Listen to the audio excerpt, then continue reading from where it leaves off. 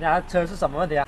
就是我打方向的时候，它有点卡，你看不归位。然后我去那个 4S 店检查呢，他叫我换那个电机总成。今天我们来试一下丰田的荣放，打方向的时候有点异响。4S店的话维修要6000多，现在我们来看一下能不能给它挽救一下。我们试一下车，看是怎么响。就是这个声音，一打方向有一个哒哒声音。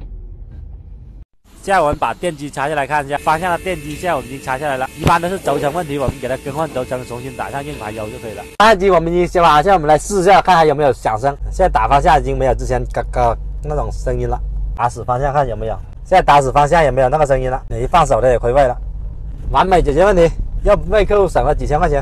为什么4S店它不愿意修方向机呢？不是因为4S店的技术不够强，车维修行业里面技术、软件和硬件最优秀的、最规范的还是在4S店。4S店首先想到的是为客户节省时间，因为维修方向机的话浪费的时间太多了，所以4S店不会选择维修方向机。